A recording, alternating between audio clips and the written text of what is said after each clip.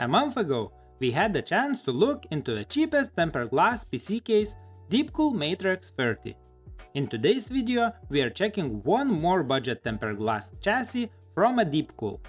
This time, it's an ATX case called eShield. I know some of you might miss an unboxing video of Matrix 30, so I will leave a link at the top right corner, since it's no-brainer 23 euros tempered glass chassis. Also, if you are interested in a similar content, be sure to subscribe and click that bell button so you don't miss upcoming videos. And let's get started! So, this is, my friends, is Deepcool eShield.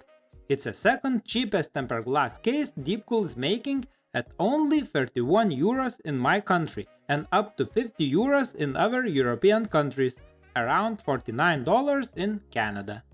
The case itself is 438mm long, 210mm width and 477mm tall. The front of the case is a perforated plastic with a Deepcool logo at the bottom, as well as a room for your CD and DVD drive. Not sure if you guys still use them. It's also semi-transparent, in case you guys plan to use RGB fans at the front. Side panel is fully solid, without any ridge, but as you are about to see later on, you'll have plenty of space for the cable management.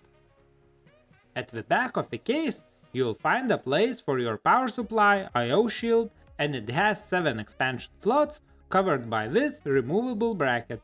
Also, there is one included exhaust fan. Moving to the top of the case. And the first thing you can notice is a magnetic filter.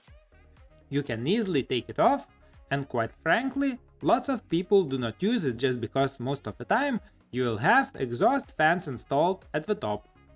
And then you have a power button, your audio and mic, few 2.0 and one 3.0 USB ports, and the reset button.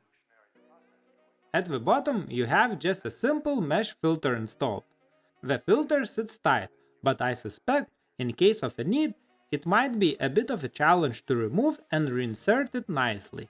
Tempered glass is 4mm thick and is mounted with 4 thumb screws. It covers almost the whole side of the case except a few centimeters of the front panel.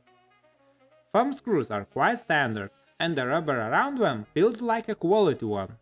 Also, there is some kind of a rubber at the top and the bottom, and so it protects the glass touching a metal. Let's have a look inside. As I mentioned before, this case has one included rear fan with a 3-pin header for your motherboard.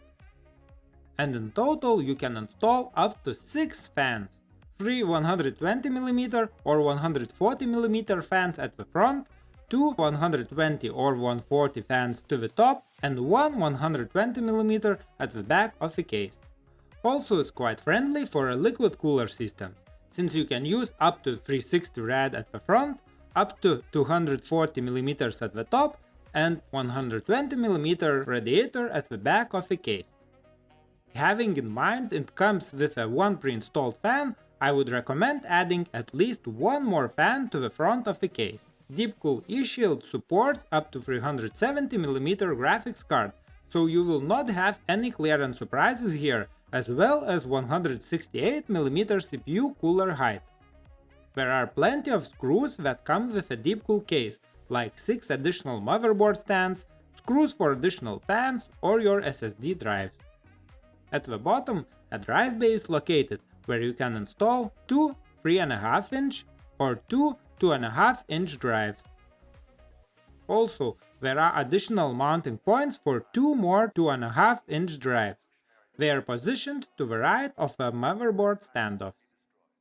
Here comes included super short case manual with case dimensions, specified included screws, fan and rad mounting positions, as well as a case front panel components description. As you can see, we have quite a few cable management holes, as well as 25mm clearance for your cable management at the back of the case, so there should be no issues here. After removing a front panel, it's nice to see quite a few possibilities on how you can mount your fans or radiator. But one thing I didn't like here, and I'm a bit disappointed, the quality and assembly of a front mesh filter. It doesn't stick to the plastic properly, and there are lots of gaps from every side. It seems it's been screwed incorrectly, so I hope I will be able to unscrew and tighten everything. But the thing is, it's not correctly made out of a box, and so you would get some dust going around the dust filter. Other than that, it's really exciting PC case. I will be using this one in my upcoming gaming PC build under 200 euros or US dollars. This case should be definitely under your radar, especially if the price in your country is around 30 to 40 euros. Interested in upcoming build with a Deepcool case? Subscribe and click that bell button so you don't miss it. And see you soon!